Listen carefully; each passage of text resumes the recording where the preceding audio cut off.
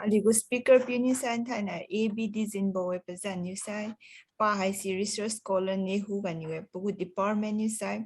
cultural and creative studies go department apa research kamba me pa hai si book published in da kum khatue present you sai the cham diwe poems khadi rhymes rami katrong bolyang khon you khat published you khaiba me Thai na li leng pa ni ding khai ra bo sara Chakek Ngee ti bulam ga pa ding khai ne leng bon pi khai Còn chưa có mà chưa ba me con kêu ấy sẽ Thonbamliu introduce you with you kai adi Thai na gu weekly talk participative as about my nali matthew to the thon kibo cham mai se the right of khai boy in a meaning bra PPT presentation kumbo kam khai ra the meaning with the aliu tamai gu network hai ji oh sorry electricity hai ji issue ba me it is PPT present kam numa rami ne to the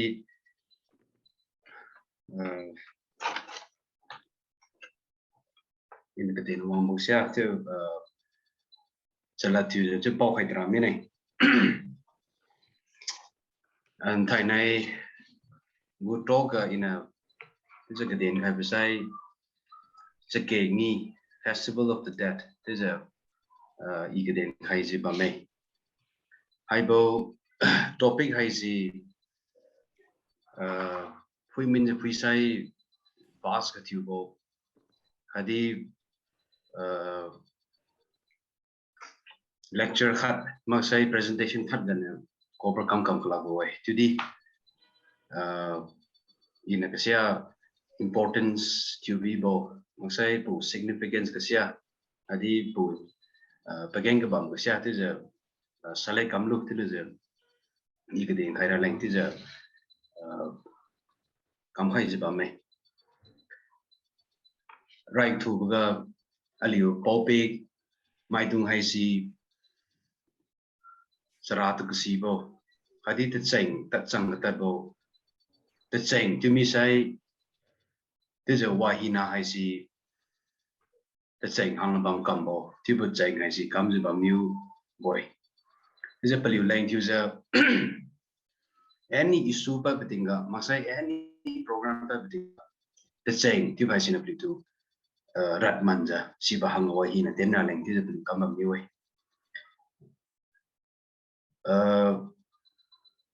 zati khagu masai community khatna chakhwang singi kambo ti phai si di je ba mai aliu liang madung na di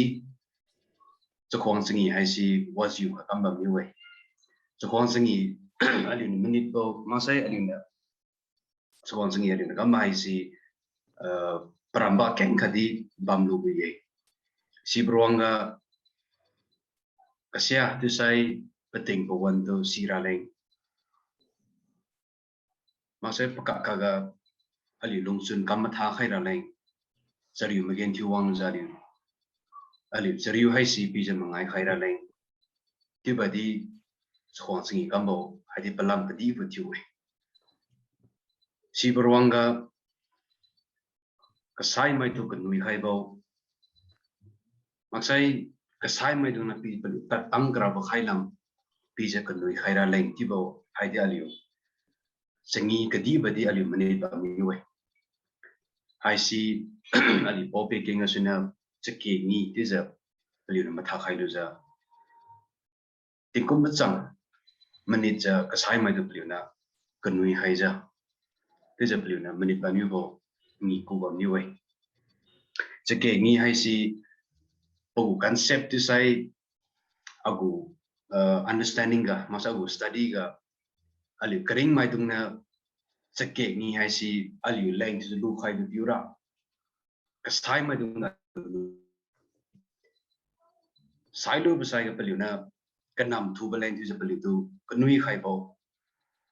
ngam aliu si da aliu mening nu ja kering mai dung ra kasai knui bangi tizidi lukai ba mai tidi phan khala mona mitinga kasai mai dung na hadi kasai bi na dung na baliu lai sek baliu lai sam masai sui la benai baliu khai ba khung je baliu curab zainga sena baliu di beliau expectation hai si these are bam no beliau di Chakek hai si participative bam talage ti bai si this is lu khai aliu Liangmai user sagangi hadi kati bangi boy hadi katam tam ngi di bai wang matinga ngi di gumbau hang tak ngi gumbau matui ngi gumbau akum ram ti kati bangi khati bam ni wa di bo ngi ramai tu di Chakek Ngee hai si di kati bangi khale tu bo aliu le si bo sira Chakek wang su betinga preparation ka Dijinbou hadi Chakek hai si to chalui ga tu khai bo salat ga ding khai bo Chakek importance hai si kating mai mari ga kating man lat lui ga aliu le dawlo zainga suna hai bangi hai si di kati bangi khale ti ba jari lu khai ye kiuza pagu philosophy sengi bu philosophy masa sengi pagu understanding ideas hai si aliu le decode ti betinga Chakek Ngee hai si kati bangi khale ti bai si ye ding khai ni ye desai Chakek Ngee hai si degu kamja important hai tu lo desai pagu rites rituals ramai study tu hadi pagu dim kum the philosophy study tu mu betinga it's a festival celebrated performing the final rites to passage ti bai si de aliu si ye samai na na lungwang lo besai ga hadi pan ten crowd ten khai loi lu te ja pagu stages loi wang ja ka kan nambo stage wang so betinga pagu right to fight passage last masa final right to passage pan kadi pri lungwang samai na khat ti ja lungwang lo besai ga kan nam thu bo ngam hai si kam khai be jai ngasun hai ti important ti bangi kadi boy ti bai si te ja lu khai ye desai de ti ja Chakek Ngee kadien ra lain maksai de ti ja Chakek Ngee hai si sengi ra lo tu ja ali na study ti bu preparation sengi lain tu ja ali na preparation pui wang su tinga samai hai si saigap ti bu tinga sai tu ni pagap ti lu besai ga si ba ki hun hai sina kasai bai lu besai ga loi hai ni ma gai ti di kasai bai suraga patin hai kit baluza kabiuku ga min khai lu ilu si kabiuku khai si manlum suibo mai ki khun ga kating mai chon ka tiu mai khang khan na si bo kabiuku hai ju khungja ba ta mi rai ba mi rai kadi ki khun ga kasai tham phungja kasai pi phungja teja Chakek wa ma khathen teja pan ne di phungja ba mi rai kiuza saigap tu lu saiga Chakek wa ma khathen ga kering malum sun phungja paliu singna mai masai paliu kina paliu pui piu sai mi bam da di sai bo lung sun bi phung khai mangja ring bam khai tu lu khai lu ja paliu leng te dia khai ja katiu bu sak di adi zau de li khai ja te tura wang ma cham masai lo pon wang ma cham ti ja kating hai bi ba mai tisai hai bo wang din wang dinga torazan ku bo community ne di hai bo practice hai kam nei paliura kasai pum saigap ti dinga pura phuma ge jadi kasai pum hai pali kia khai lu ja final rite of passage festival ka kam kha the naga celebration kan nambo pali na kam kha the naga mani kha the naga kasai pum hai khai lu ja maraja jibam kha boy ti ju bulu chuna pali lu khai ye khadi pali lang zau di pi ye katiu ka sang di pi ye karing ma jun kam kum da pi lang ti ja have a practice as the Torazan Kubo community South East Asia bu country kha ga di ti kam di bam mai siga suna wang matinga pugu sega Chakek Ngee preparation ti wang sai Chakek hu pag ti mi sai ka sai bo yu rau di ga kara kha khai bo reng liang khai bo ti bhai si di kam mai hai si PPT ga present ti lu sai pameng dik sia ba me ti hai si di khai ra kam bo ti di tang klau sia ba mi jeng ze la ti hai dram ni ne ka sai bo charau ri sai mi lu sa tum khai lu sai charau ri ga kara kha khai bo mak sai reng liang khai bo ti ba si di kam ne hai ji ba jeng loi lu ba mai mak sai tan hu ze loi lu ba mai akhang ma leng ti ze apana liu khai ti lu ze kam ba di ali si ye ti sai hai si Chakek hu pag up ti mi sai hai ji ali po pe mai tung na ka sai ba khau to phum khai ba rau ri up li kam khai mi rai khadi zeng sa krium da kyu 14 days tang up ti sai siga ritual kha kam nei have ritual hai si ka sai ki allow bo ti zi ko wai have ritual hai si ka sai mai dung na mani taw lu za paliu lang si banai tam sin su ti da sa di den hai za kam di ba mai siga suna zeng sa krim nyu kyu banai hai si kring ki allow bo ti za kam lan nei hai bo kring ki allow hai si ring za ka ba mai dung na paliu no wang lu za paliu no si allow bo wang lu nam dung pi hai za paliu na rin nei hai ga kring dung na sia ba mai hai na se aliu allow sam dung nei ti sai aliu Chakek Tun jam aliu Chakek halai they are my contemporaries to the Dijinbou mai ti sai kring ki allow ba hai si important festival important ritual hai si paliu na kring mai dung na ti ja on day 15 hai si kam nei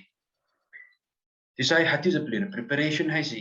pelaing pen ti ja sai ki na ma preparation kam nei kring mai dung preparation kam mo ja hai ka si mentally physically spiritually social level ga bi ti ja pelaing ti ja Chakek Ngee wang su nei ti sai Chakek yu pa mi nei ti sai hati ja preparation hai ji kam ba mi rai ti bai si ali ma si ye siga su na wang su betinga Chakek Ngee hai din kum ja sengi khat yu zeng su na patimik mata ma to la ge sin na patimik hai si zengnya kam nei hai ba zengnya hai si Chakek yu nam tu timi kanya hai si ti ja pli na Chakek Ngee hai pli singi mi rai ti sai Chakek Ngee hai si zengnya singi rai karai bana hai si karai bana hai si to Chakek Ngee khai bana ti ku wai hai bana hai si sai kami beto masa sai kami kho sai kami pui de mani tau za paliu lang ka bak bidi ka pui bidi ti ja gi khai ja hai bana hai si zau sak za ti ja paliu ba mi rai siga suna hai si ting ben bam the na ga paliu na ti ja minute ra boy adi the miu kyu mi sai the miu kyu so betinga paliu na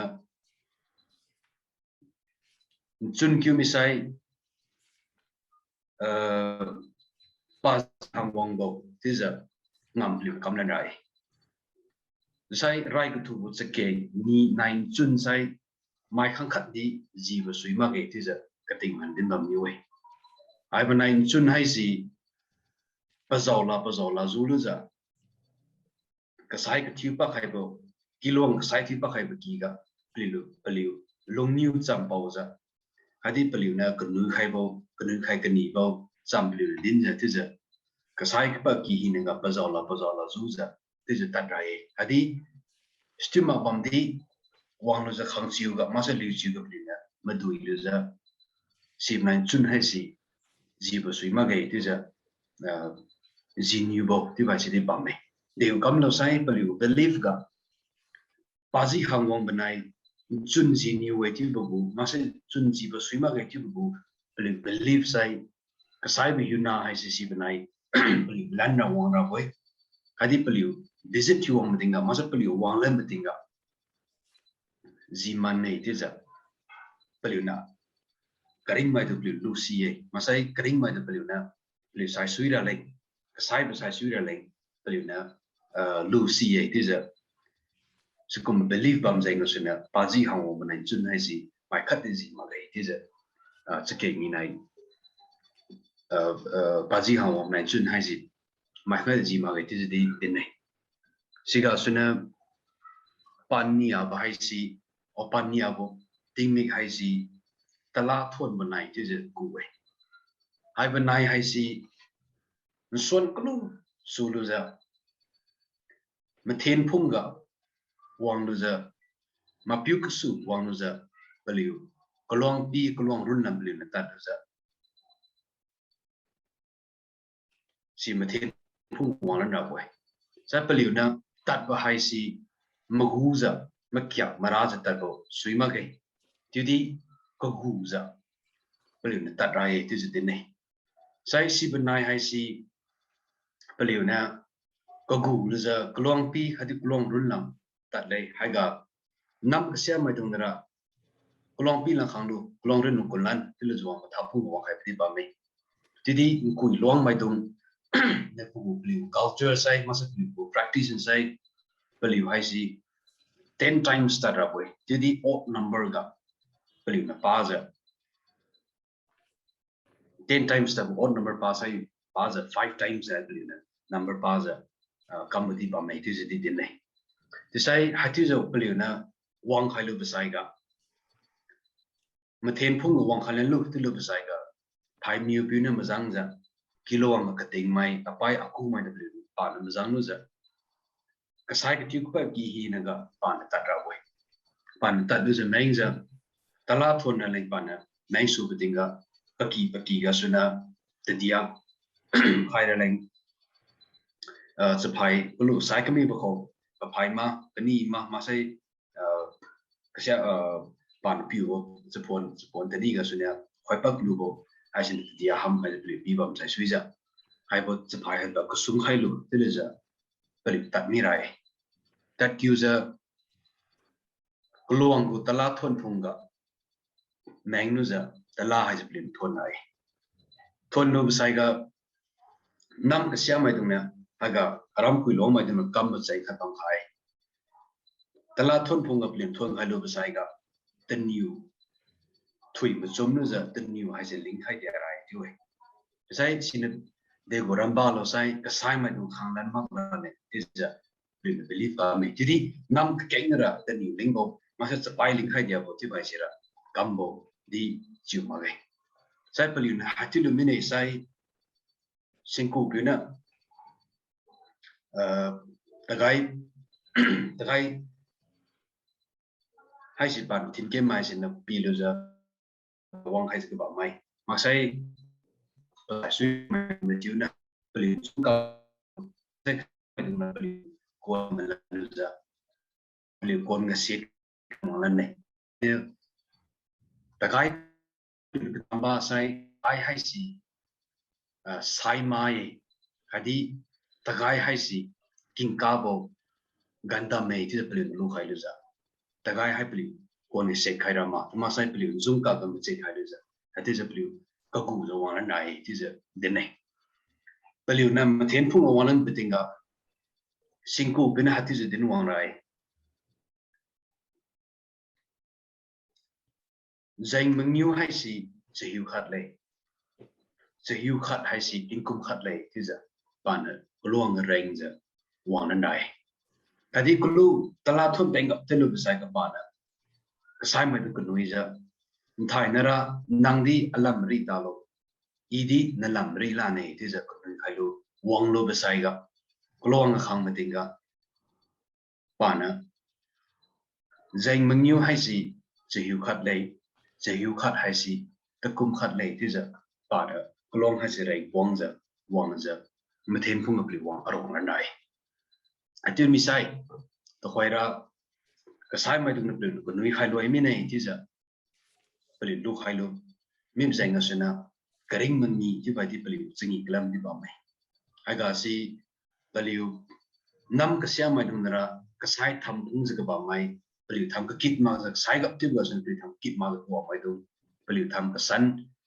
rap pa ti ba mai hadi pli khiu ma san za karing ma sai sui lu za sai thuni pa kina mai ba mi di karing ma sai sui lu za pli mathen phung ga wang za pli sai sui za kin ti ba mi rai hai si pli wang matinga mathen hai pli mathen nei ta zuang bau ta tiu thon bau maksai mazu bo hakum bo games mathen ram hai pli wang mathen phung ga karing ma sai sui pli kin ti za karing mai dung wang arong za kin ti mi rai sai ka sai thiri pa kina mai dung di pli chun sa za masai ka sai ka mi hoi za banan bu sui ma ga ti za ka ting mai dung na hai bo believe hai si pli mening za hadi pli takyu za ba mi wei siga suna aga Chakek Ngee significance Chakek Ngee significance hai si ksia phui betinga the concept of Chakek Ngee or Chakek festival hai si aliu Liangmai philosophy aliu Liangmai zati khagu aliu philosophy ti sai pasai luira leng masai aliu gai ra leng tapi lura leng tan hulu ra leng tibadi longwi singkyu ra leng tibadi aliu kam ba mi wei tudi aliu philosophy khat hai sena we baram of the other world tibo aliu sibu philosophy hadi aliu ba mai we baram lam masa we badiga aliu sailu saiga takrabadiga tibu philosophy hadi aliu pope mai do these are tan de bulu ba mi wei these are we badilam tisai aliu pope mai do na sibadi has do saruiti tidi aliu matha khaiza saruiti ti misai kasai mai do mata krabo sakyu betinga kasai bi yuna do na soul side on the tar krabo bam nei tiza aliu na saruiti tidi matha khaiza ku khaiza bam ni wei tisai sibat saruiti hai si den walan sai final resting place right kasai thuni pat mi bam dadi sibu yuna hai si sibo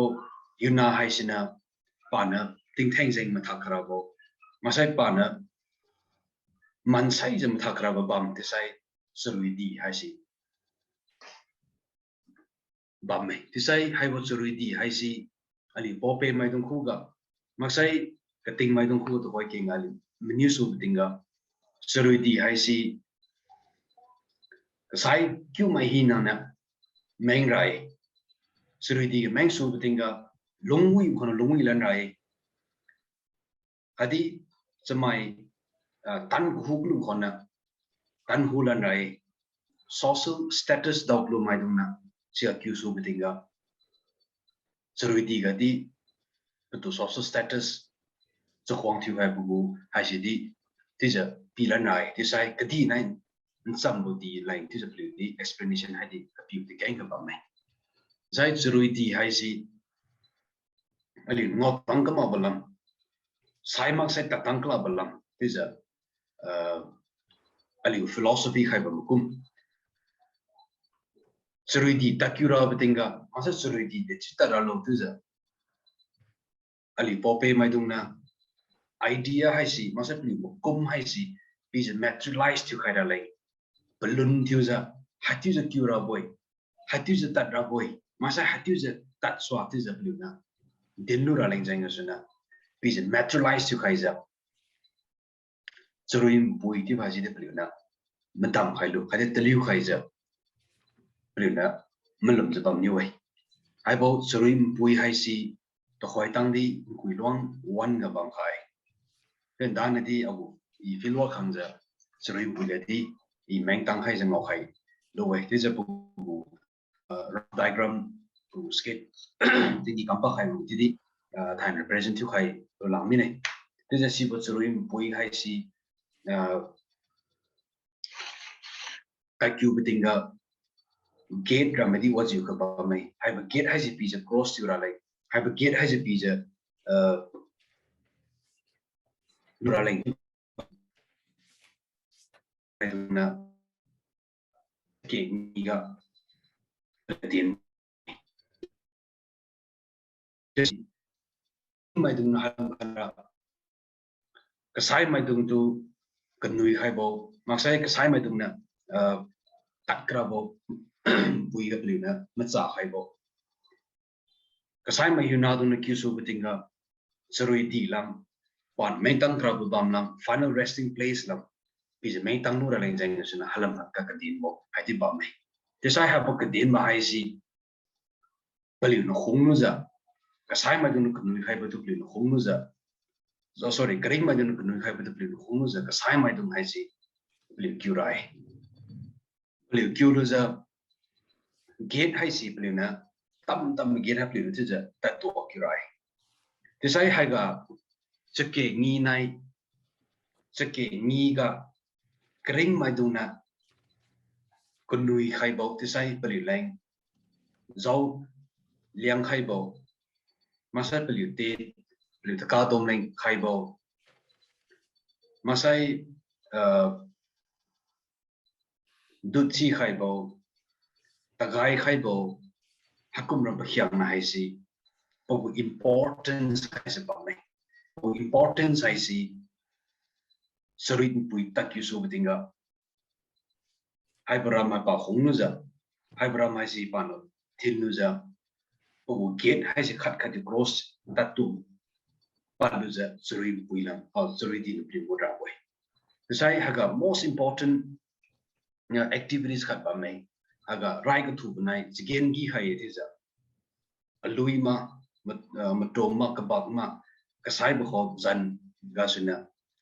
gi khai ba pot hai si gi khai ba khaw hai si aliu karai ma dung le na ti ja tiu khai lo ma sa khai lo ti ha khai mi boy ti ja den nei ti di ka sai ma dung ra si bo paliu leng paliu zan ga gi khai bo si bo sa khaw hai paliu na khong lo kyu rai khong lo kyu bitinga si bo chruim pui ta kyu bitinga sara buitung ti ja khat ba mai siga hai si paliu leng gi khai bo khawring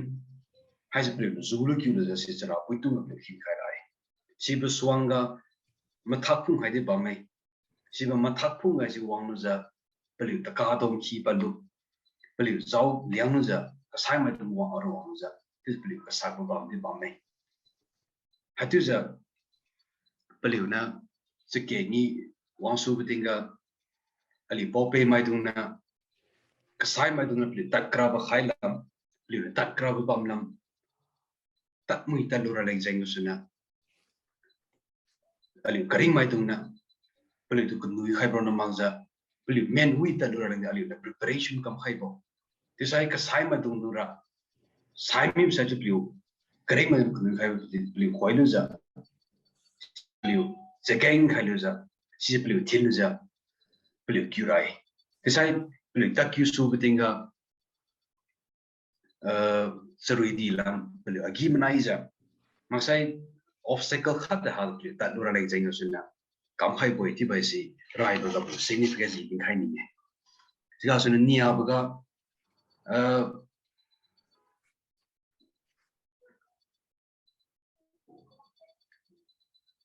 Chakek Ngee nai pu rituals adi rites ram hai si keng ha pli ali pope mi kam khai ba mi wai hai bronga significance ka thiu bo masai hai bronga tam sin ja masa para ka thiu bo ngam ka pli kam nei hai si pazi hangwang bo ti nai ha pli kam nei pazi hangwang manai hai si mai khang khat ne di ji ba sui ma ge ji new way ti ja kam nei nam ka sia mai dung ra แต่ซีก็ดีปีจะบ้องข้างมังจะผลิตเงี้ยให้จะปีจะก็ดีเนี่ยต้องตันจะปั๊มนั่นเองที่ไปสิผลิตกำเนิดที่ใช้ให้ประกาศอินะก็ผู้ significant มันผู้ interpretation อินะเสียพอเป็นรู้ใช้อะไรพอไปไม่ต้องกู believe ก็ใช้ที่นี่ปั๊มไม่ใช่ sorry ใช้รูปใช้ก็ไปหิวน่าให้สิระผู้ spirit ที่ไม่ใช่ระปานตัดวงบัมดีปานมาลายบัมดีผลิตเงี้ยให้สิกดีเนี่ยตั้งมาเกิดที่จะติงมันเดนี่ที่ใช้ภาษีหางมันในจุนอะไรพอไปกูจะเกี่ยผลิตมันนี่บัมติงก็ภาษีหางมันในจุนผลิตเงี้ยให้สิกดีเนี่ยต้องตันกับบัมรำบาใช้ผลิตริงบัมขายที่เล่นบ่อยจุดที่บางเงี้ยเนี่ยต้องมังจะกดีเนี่ยต้องมังแต่กตัดไม่ดีผลิตคู่กับผลิตลงจุนกับผลิตใช้สุยจะบัมไม่คดีผลิตในแต่จำบัมไม่ต้องจำบัมไม่ผลิตในสกินที่จำบัมไม่ผลิตลูกขายสิ่งก็ differentiative อะไรเลยกริ่งเนี่ยต้องคดีหรือคดีต้องละกันที่จะผลิต believe ลูกขายบัมก็สิดิ้งให้นี่จากดิมกุมจะสเกงี้ให้สิกษัยมาเล่นมินิขายบ่กษัยมาดูสุขวังที่ขายบ่มีที่ใจงานส่วนน่ะผลิตกู rites ritual ผลิต activities ขัดอยู่ study ที่ว่ามันดิ้งก็สเกงี้มินิสูบดิ้งก็อะไรกริ่งมาโรน่ะมินิมังซะกษัยมาดูดี part of the festival กริ่งมาใส่สวยลุจ้ะกริ่งมันไหนตั้งซ้ำสินซ้ำจ้ะผลิตดีบอมมาใจงานส่วนน่ะสเกงี้ให้สิกษัยมาเล่นมินิขายบ่คดีกษัยมาดูดีสิบันไดผลิตอะไรใส่สวยจะกริ่งมาใส่สวยลุจ้ะสเกงี้อะไรมาจิ้มนินซ้ำบ่อยที่ไปสิอย่าดิ้งให้นี่ที่ก็ส่วนน่ะดิมกุมจะ grand departure ให้สิตลาดทวนมันไหนทวนเป็นกับที่มีใส่กระไรหันกี่ทวนให้ลูกใส่กับผลิตดีผลิตเมนูตัดนี้ที่บุก differentiate ที่ให้อะไรที่ไปสิกำแบบนี้ไว้สิ่งก็ส่วนน่ะ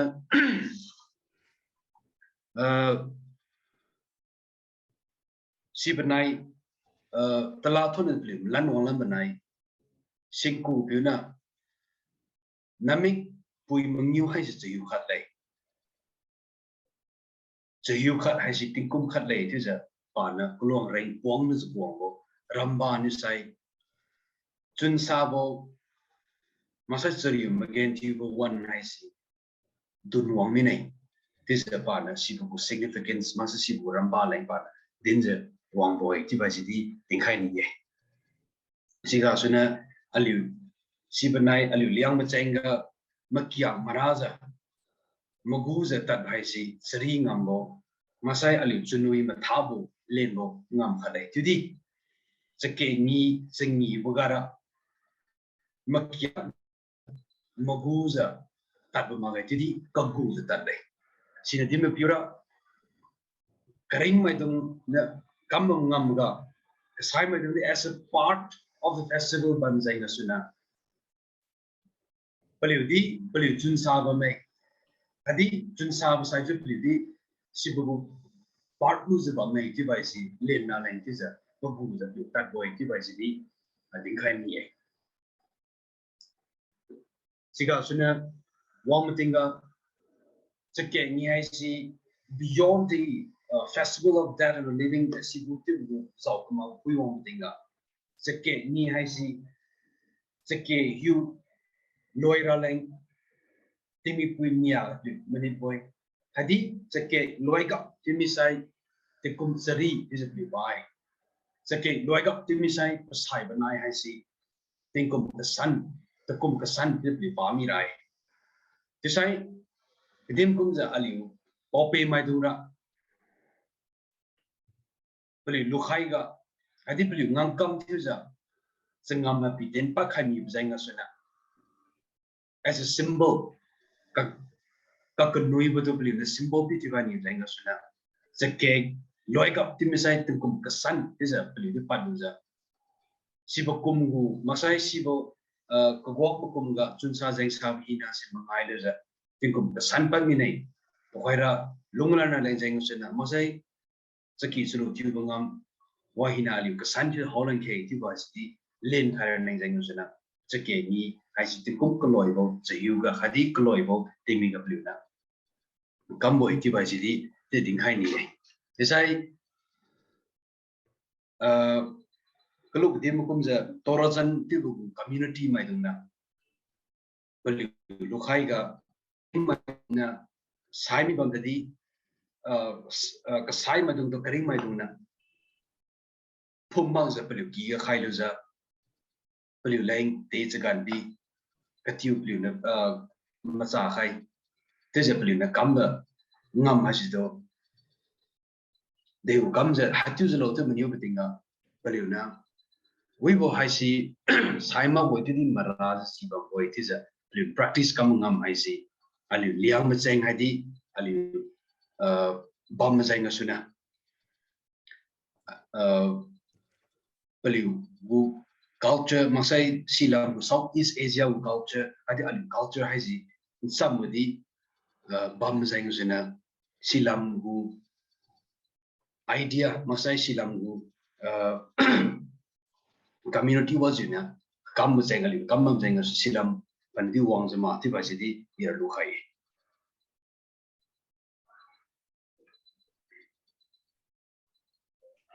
Say, can number one thing up. Chakek Ngee hai si dim comes a ali pope my doing lenga. Chakek Ngee hai si ra din one say my pew my doing that sing even ye. Didi Chakek Ngee till and say Hagara my pew my on a maza. My pui mana zolu, karing my mitude zolu. Kadi kasai my dunadi part of the festival zolu. Kasai my dunai karing my dun arwang luza. This world and that world is a sipkania arwang luza. Ali nit dong mi tube zanga suna. Kadi bungi kadi katsarat bungi tibasira. This is a evening kind ye. Siga suna katam tamangi hang pui betinga toy. Nghi thì cũng bộ hành tặng nghi cũng bộ nghi cũng mặc thì bảo mấy chứ hai mươi tuần thì phối hợp mà tiếng là cái mình là mình bộ nghi thì vậy cái đi activities phối hợp mà tiếng là chắc cái nghi cũng là đi đi một số điều mà thì warm up danh là suy nào chắc cái nghi cái đi chắc cái nghi hay gì liang năng thì sao đi cái thủ bộ u cái thủ bộ rồi di YouTube adi tubo ni choosing ali bo na manager long khai bang new way adi mi nei ki bo ai si ai ti ja ding khai ni ai ti sai a go topic ga Chakek Ngee Festival of the Dead ti khai bai si ti ja mai sia ma ni ni wong ma di ba me ti di a go idea ra Chakek Ngee na hai si kasai mai bidi kring mai bidi aro wong ja ali minute khai adi every activities related with Chakek Ngee hai si kasai ma dung na ali bang khai boy adi kasai ma dung na si blue khoi lu ja si blue tu kan nui khai ba hi na tin lu ja surui di lam blue kyurai adi blue men we is blue talura le jeng sina blue line is a minute khai boy adi they are also part of the festival ti bai si bam jeng sina kasai ma dung nai adi kasai ma na ro ma ja minute khai ba ni ye ti bai si ti ja ding khai ni boy sai agu PPT the present luma tip jeng sina agu topic as in ding khai ra ba ja ha kan ba khai suggestion masai any question ba midi in a kasibo kadi kasi batang ratis ka khai ra lang hai ding khai ra lang this kadin ba mai thank you very much do thank you the speaker do dim muiza ding khai di lang Chakek Ngee ti bulang ga dim muiza ding khai thank you ti sa to khoi akawong khai ba mi lang menu khai ni bom lang puan pi khai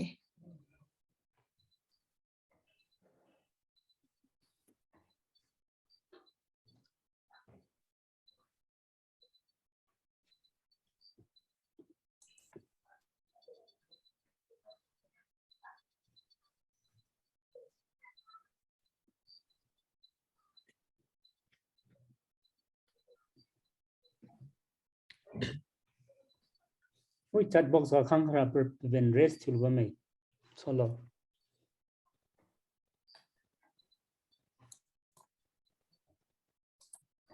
Pangkatse.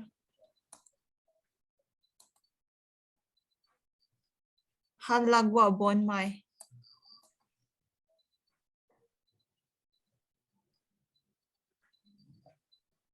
Unmute hilom new khai se bin rest di bangka halagwa bon mai.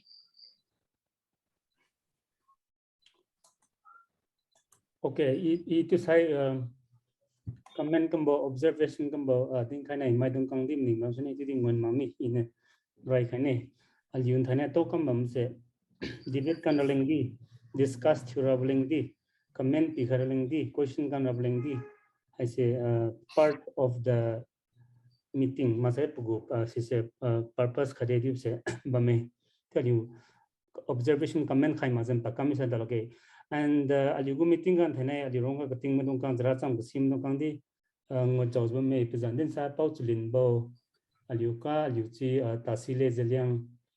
tami tazma bam ke me ham no kang di sam comment diga sa wi chang wini ti se bame so aligu speaker ko wom tinga chakek lamga pugu significance masai ka den bo pan nai pa bo pa sai nai loi bo hai ku mu detail the zo ding hai leng jeng so thank you ding ni hai bu topic se festival of death tu za hai ding ga khang sia ke keng ra danai whatsapp group ma se nzima ge tu din di ba mai ti di in di bli to pa ka khai bra ka sai mu dong kang tu relate ke chu keng bam gi jeng so ali go speaker na academic topic chooser mahai attractive churabling festival of that you high bamdish lage tipu content si ma pampang aliu strong words kamra use kamra ma khai tu danai chat ngai da wei so tiu pelingza sakyak tu sara ka pagu aliu tra chang wasi blub gum keng za ka saim dong kang lam tu kan nui khai bo ma sai ka saim dong kang tu father the ten chu bu ngam dunge tiu bam tadi ini din ha kini bura speaker ne festival of the dead tu din bam nei din la ge sira pachune tu di peling bura tingkum ka san bo tingkum ma ri bu leng ka den bo ti bu khas di bame ka saim dong kang tu last right pakanam go ritual le tu ne tingkum go tu za se pakanam go ritual bam sune tu din ninge tiu tadi hai se last right di mage ti si ba me plamra pa sai tingkum nya sum bang khai ko sai kami khau go new to kum don bo memorial stone ko moi re kam bo ti bu se as bam don bo kum se keng ga bam khalan da ye ti bi de hai se final rights mage ti di ding lo sui di ba me tiu ali go speaker to question jo hai nimna question chu ma songa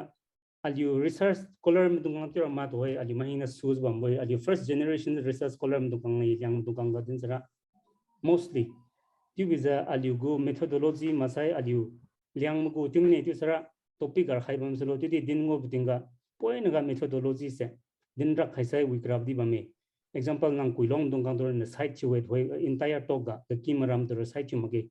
plamra in dim amram bara nam go operation da bam kam bambo to be to be on the server side CCTV khai side you ding you in a menu hakni bra nugu nang native jaga has data se collect choose lo masai saram ga talu kam lo ti city new kani thank you day okay thank you Dr. Jamdin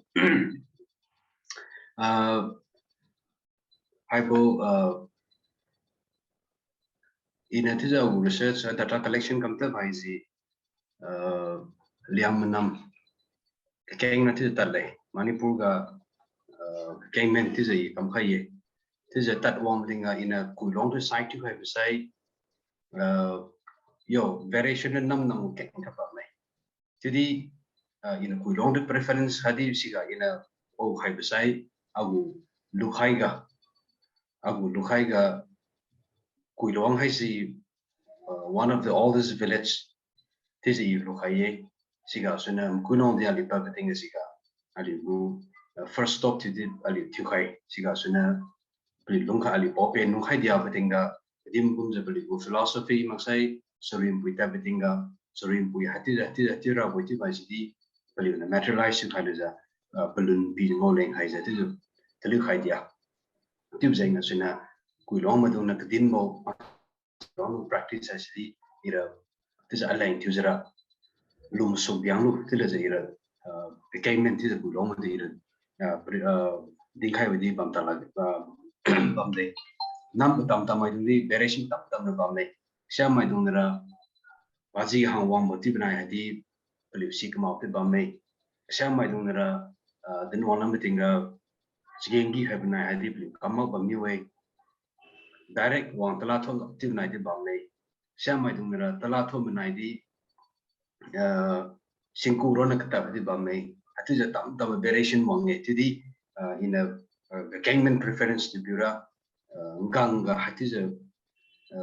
point by point masa activities aja hati ali papan is a common to be bo is a eating khai ra nanti gram khai boy agu methodology wang blue dim kum ja liang manam tabetinga part 1 part 2 part 3 bami bram gora informant we be who ti ta khai lu ti ja kam di bami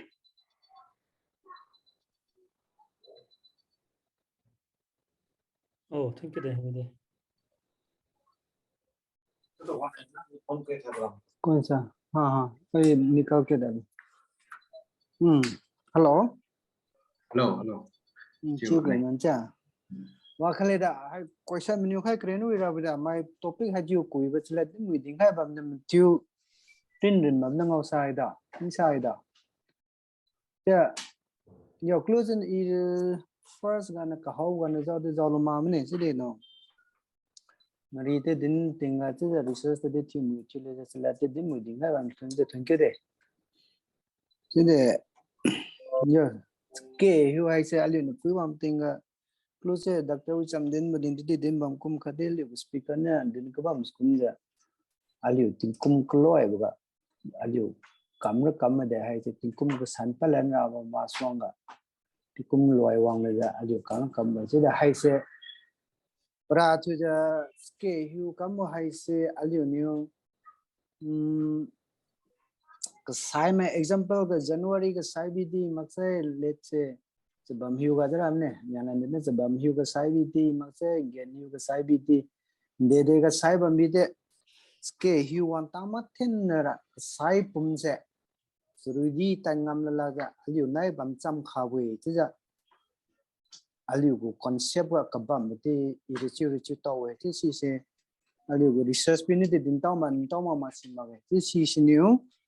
aliu sai pum da liu wang taw bam kha bwe pa chu di men tam kha e ti ja si na aliu tu bo wan man chang ga aliu kwang len de kan pa khai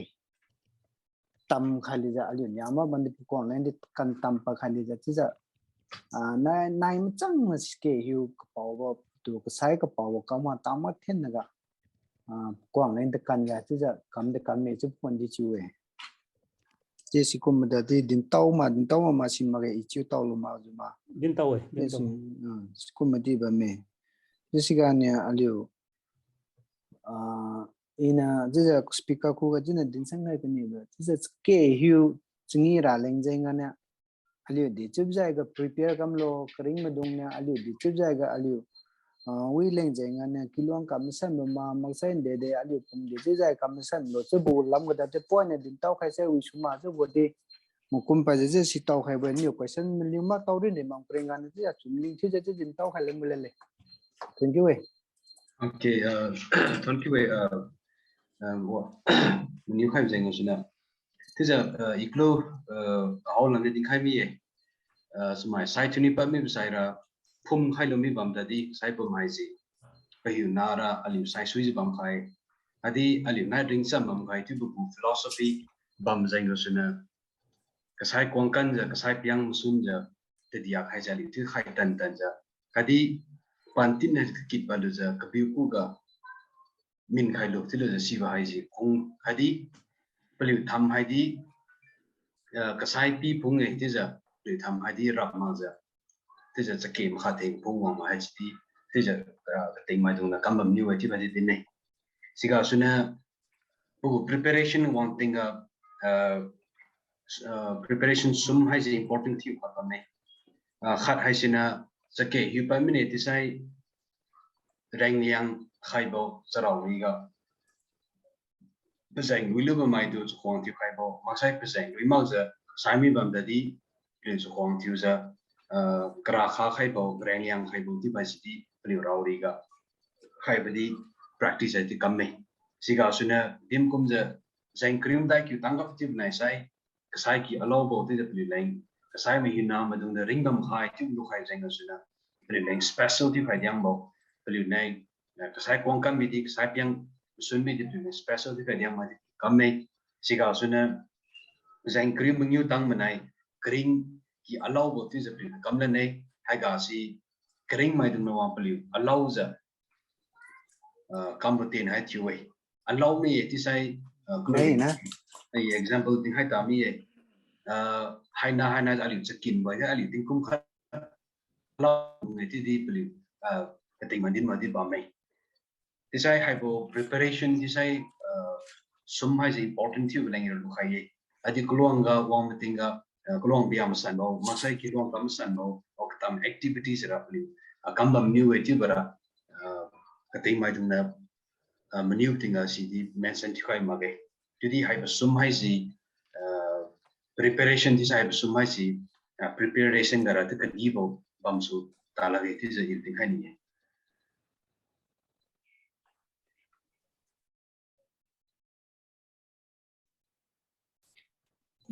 ketamai menu hai kini bang hasan menu hai dia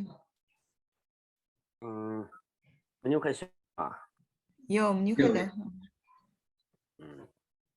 aliu new sam pem tinga khati me dong ka ne se din me krai tinga sai gyu bam new e sibo sai gyu se pagyen so pagyen khalam se lungi pagyen khalam ai mai lungi sibo sai gyu se kem pat lo sai kakak tu puilu na semua opena opelu sai kini tukang se kui mai mitka opui pepiu si pesina sai kini tukang singgiu dia lam tau ma tukang situ ngau jiu juba matinga pelu se pelu ring tinga pelu kilo luang pelu ngam kam emang jadi pelu ki hui jelong kami bosi pami jadi sibo pelu ko ka pegen khala ngau bam bezeng sai se majima bam ne ma sai se niu samai na silu lung singa be diza sayu ga sai me kring me ka to ngau ta mi ra le ai je lam khai mi sa ti ai bo sai ki yen to sai ngau bam ni ngau bo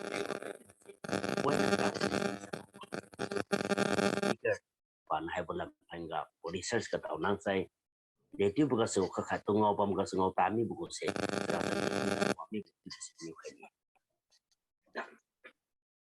okay iklu serim puitit ga si i details ra din khai lo mam ni nei details asidi this a pui bitinga tagai li dorai ne sip sai ga je yu kong dorai ne sip sai ga mathakung do ne sip sai ga ka chaka dui do ne sip sai ga ka pui do ne sip sai ga sara buitung do ne tije pasat chai kyu we tije singyu gen lam tip nam mention tip bai si chaka dui tura bam la ba ne tudi keting mai sian dim metinga ni wong metinga blin de ne surim pui ta kyu metinga surim pui tamu house raga kasai mai dung di khadi kring mai dung di khatu ngau do zenga suna tije blin de ne ga suna na sip zenga suna ta singbang khat hai si poza ta singbang hai sina nam sin mi boi tije kadin ba me zai ina khampui ting si ba singbang skumur ngau khai ma ti di ta gai li ra ta ba ngau we zai question như khai khẩu này điểm gì đi thế giờ CCD many one thing I didn't knew taught it about me thế giờ believe the answer thì mình bị khai về sai the sinh bằng boy the sinh bằng hay sẽ là cấp quy giờ cái mình sai mà cái nó cấp quy bây giờ là sẽ là the sinh bằng qua hàng giờ sinh bằng hay sẽ là sinh giờ hay đi sinh sung giờ sai mày đi làm hay đi cái mình đi làm thì tầm đi với thì phải đi cái điểm mà đi bảo mày thế giờ thì khai này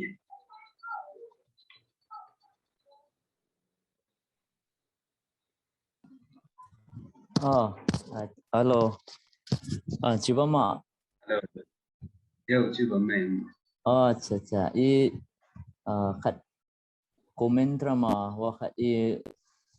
menu khai này, menu cái niệm để cái mình này. Chứ, đến thôn kiểu để design đến mùi đến kiểu khai để. Chứ này đến khai này ra, aliu hay sẽ năm gu, sắm cái mà vô đi bấm suma tiêu đi mình nghe.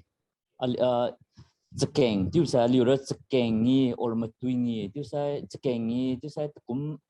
chỉ wam maga siu sone kamlu makeng thu bo sila mugu khai bo masra the tiêu the tan the joang maga tan thu bi ga mugu khai bo tiêu skum mo chingi aliu ra kam studio liu ra irin chiu bam chiu we tiêu jo thoi nang ne ding chiu si aliu ra te dia bo tiêu la ne te dia bo tiêu ha si năm xem đi tìm hiểu kênh bám tala cái thứ đi mình nghe từ dia vào thứ tụi con đang tìm hiểu mình bớt sẽ mai sẽ sai mình bớt sẽ tìm kiếm khách có một cái hiểu quy na sẽ chỉ gam giang nung cái thứ thôi ali Christian community sẽ có một belief sẽ ali khu bám phải thứ sẽ cluna na sai kiểu sẽ tin sẽ cam nó जो kbiu và khai thứ sẽ có một sẽ inu din khai nhiều ra sẽ tin si what kind of nails de kumun tin lo tu hasidia liu panga in depth research kam khaja sira pang tin tu de pang tin pan any nails mara kume khada specific khatu jo liu gadang badi bam sura wa kum si di panga research panga kam khala no tu suggestion company sira na ma ja beauty main maybe any ginger masra any kabuma bano kume kabu that they maybe have different kind of ginger se skumdi banra kume tu nhoga dingkha ni na skum si dinto ma in chuto ma jama smage din si de si bansra dingkha de sue masra hakumbo ritual se kama sai they come julo or every family has a kama nam khaga smai chlendu krim kai sai misai masa trare jonas mai time sa si de tu kamra lo masa every family comes ra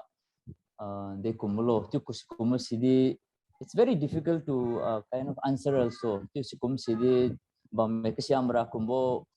tedia bo or de lo singi bo kumbo ritual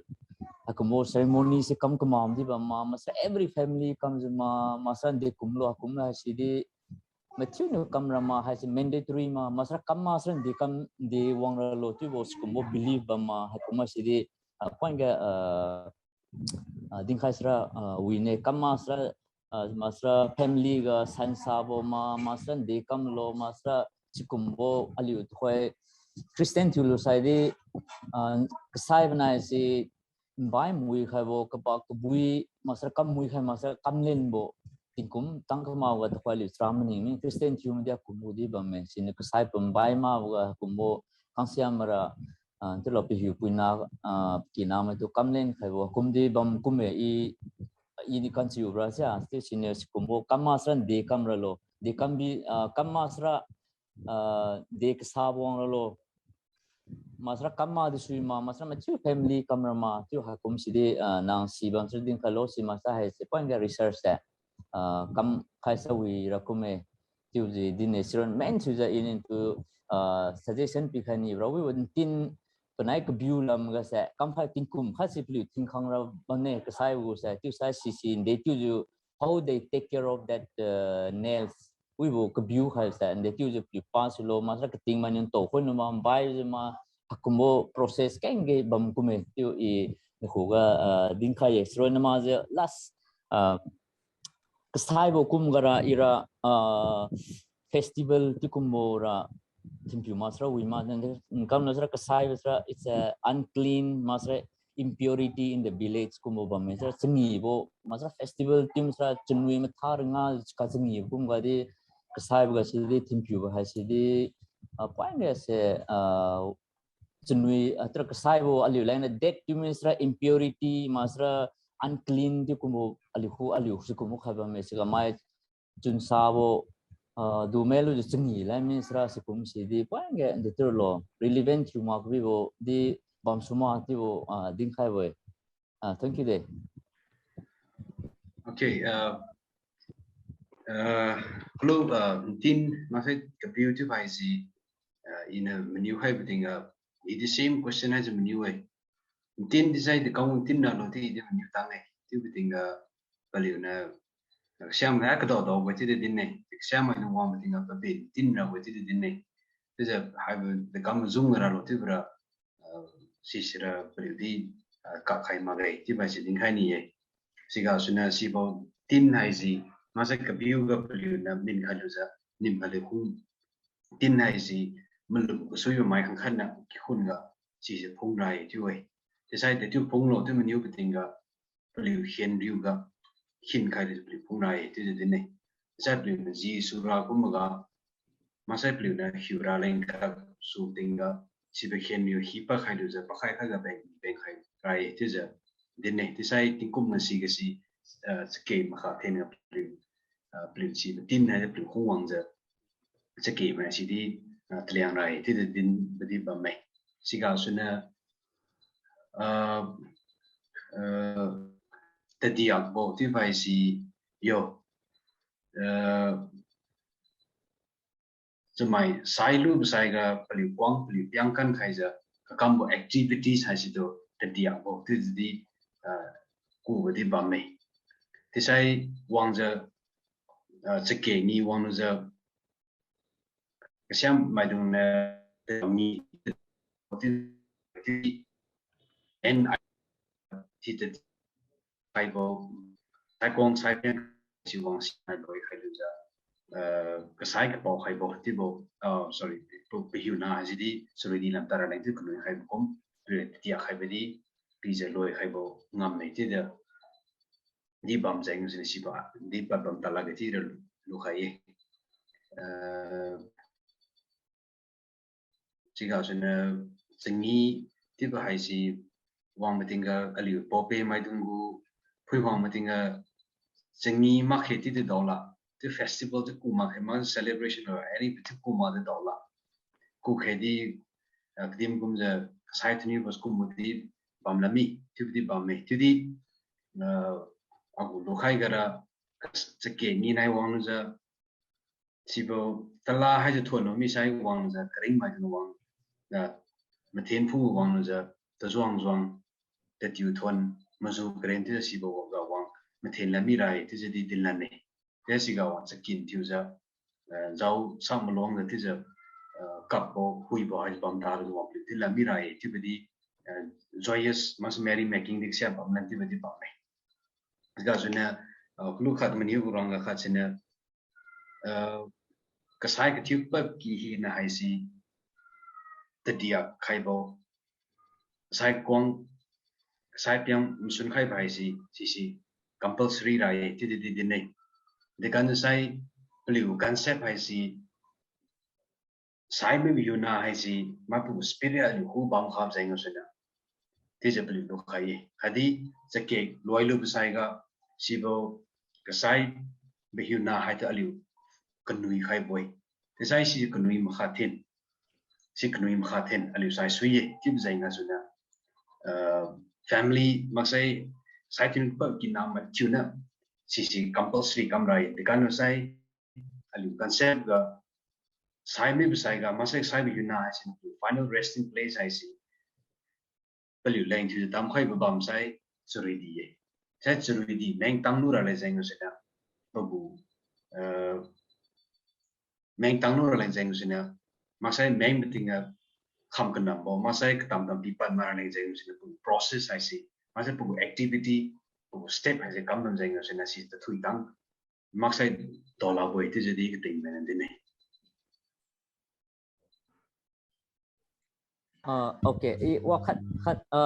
công khai làm new cái này mà bên này từ từ hai lần cái sẽ chakek or chakeng tu lần sẽ inu mà cùng ra hay sẽ chakeng ni hay sẽ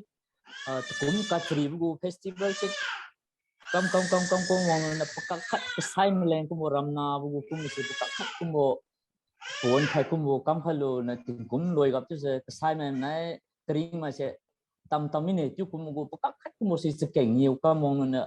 gu portion khat masra pakak khat hase aliu sagangi kum singi bu wang singi melabo masra kumu portion khat kumra khar khaibam ra kume tu de mening tu masra sekeng ni ga sai ngi ngi ta tan ta tu tu jong kumra kam stew le ram lu ma ga sekeng ya kum sri wang de kam ga sune kanam ga se kasai ma nai kring ma se haram na mi ne ki tu wa khara singpu phai kum nu wang no je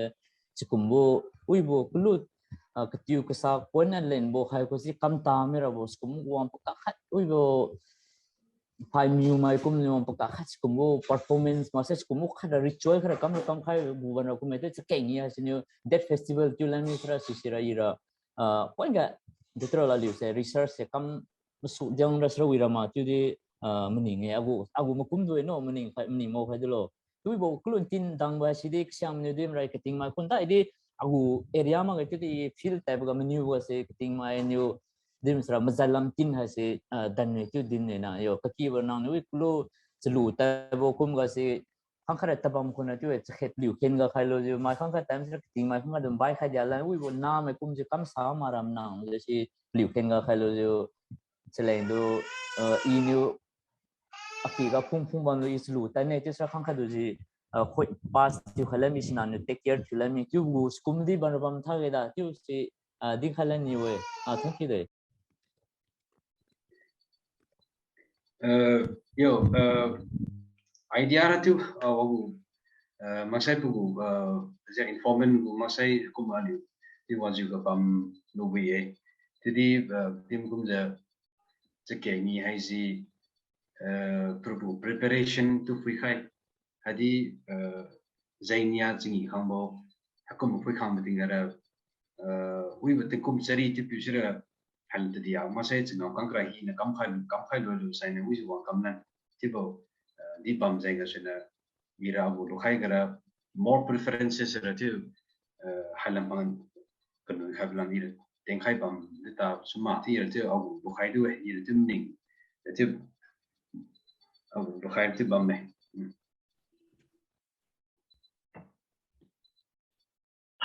Hello, Sima.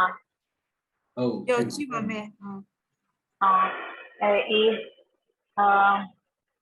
about doubt about criteria clarify some criteria with Sima, or I don't know if there will be answer for this. That is definitely way. So right now, because to this country way, it was a very informational session. Mira agriculture landi isang kumulong hagedi so I got to say it's very important or very informational to study the kaye. Because nanggo this the nanggo to nang dinto kaibo phrase or chant or idiom drama is this. Thank you or pioneer na dimbo like Dijinbou hay said if you cut the kum cut le is a dinwang ne civil like significant or reason behind hay Dijinbou go hay chan go meaning behind bamme halo people say in also another question is why Dijinbou? Why not 6 or 7 days? Or why not 2 or 3 days or 4? I see, I've got doubt or a question, but it was not clear. Okay, same question it is near me when the believe the cutting my dung the answer has the pingam kalak or the bame to the abu lukhaiga masai in a ning khai gara cái sai mai đúng là bị chun sao rồi mi bộ mà sai serium gen tu believe now home thang the woman jang asu na ira au khai gara serium gen tu bai si thế giờ tarklang mi ra boy mà sai it'll end soon end the typical concept na mi din bam ta la ge ti ira ira lo khai Jusra Thank you. ali puan ni bui khang ga ni loira kam ke sai ni tu personally ali go speaker phe ti kan te kam mani ban dak kam su dakhe next sixth this is the next ka sa ali go president me Liangmai foundation go ali chi thi bo cham din the point bi khai pop to be board of thanks bi le. Okay, thank you the meeting chair. The key will be inside 20 some sitting Karamide. And I was speaker present inside AB Dijinbou pass a PhD candidate, Department of Cultural and Creative Studies, Northeastern Hill University of May. Again, come up topic Masaya Diu Haiga. So further to the Rasamdin Sandablin and they want topic we will present to us. So 28 you say, Ding Haiklanda ye. Niagasai Wang Hais Gabamai. My whoever it may be in the India Gabam Bidadi, Gabam Tam Tam Gasu Zawai Zingasu 20 way, Nadu Hasai, and you work academic debate, my discussion has a Bamulagate, has a Liangmai Foundation go Gadi Kade. Zingasu Wang Haimam 20 way. I'll use Hoitin Puse Bambo Zoom account has a Pau has a Liangmai Christian Fellowship Dali Gue, and meeting host rolling, meeting organized rolling, behaving the so to the Blizandi didn't talk 20%. The meeting chair to the 20% sitting high to Bemin 20. 20 meeting 忙 week. Young 2 months.